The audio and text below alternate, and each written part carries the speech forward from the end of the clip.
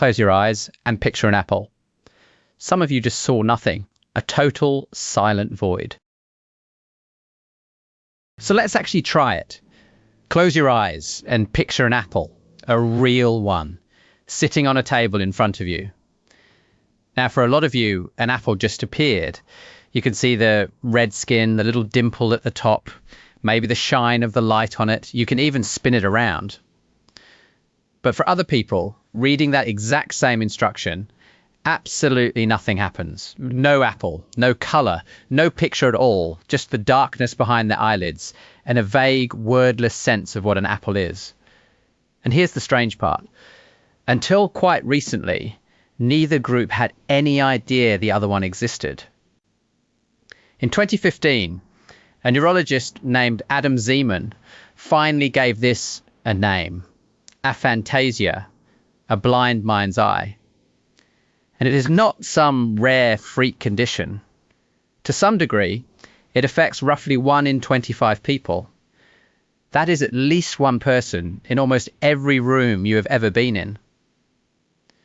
The first person to even ask the question was Francis Galton, way back in 1880. He mailed out a survey asking people to picture their breakfast table from that morning and rate how vivid it was. And the replies stunned him. Some described a scene as sharp as a photograph. Others insisted the whole idea of a picture in the mind was pure nonsense, a figure of speech. Same question, wildly different inner worlds. Because it turns out this is a whole spectrum. At one end, aphantasia, no image at all. In the middle, most of us, a decent but slightly hazy picture. And at the far other end, hyperphantasia. People whose mental images are so intense, so detailed, they can be almost as vivid as actually seeing the thing in the room. Now, at this point, you might be thinking, hang on, isn't this just people describing the same experience with different words? Maybe we all see the same faint apple, and some of us are just being modest about it. It's a very fair question. So scientists went looking for a way to test it without relying on anyone's description at all. And they found a beautiful one. Your pupils. When you look at something bright, your pupils shrink. But here's the wild bit. When most people just imagine something bright, a white light, the sun, their pupils shrink a little too, automatically, reacting to a light that isn't there. When people with aphantasia try the same thing, their pupils barely move, and you cannot fake a pupil. It's a reflex, running completely outside your control.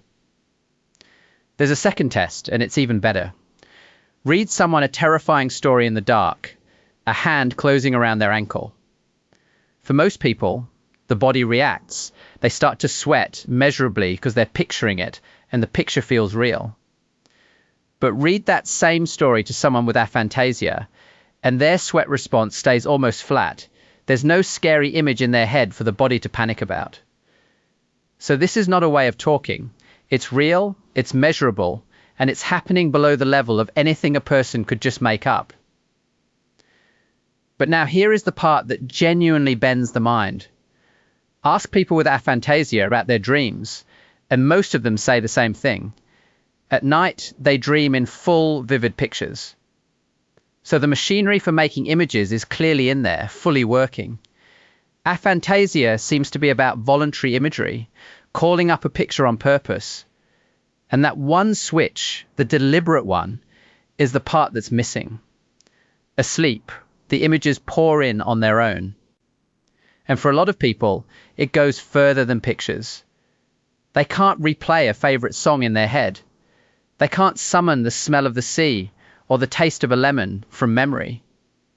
The whole private cinema, sound, smell, taste and all, is simply dark and quiet. But please don't hear any of this as broken, because it absolutely isn't.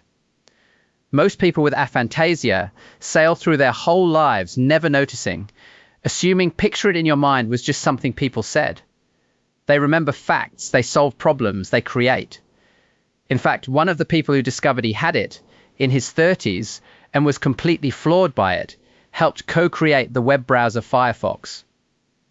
So sit with this. Two people can read the exact same sentence, picture an apple, and live in completely different universes. One is holding a bright red apple in a private little theatre. The other is sitting in a calm, wordless dark. And for most of human history, neither one had the faintest idea the other was even possible. So if you saw that apple earlier, in colour, gleaming, genuinely, lucky you. The rest of us just read the word apple and nodded along.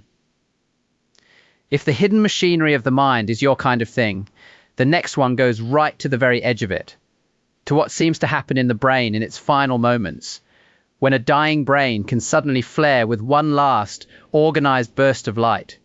Same channel, same easily distracted little man.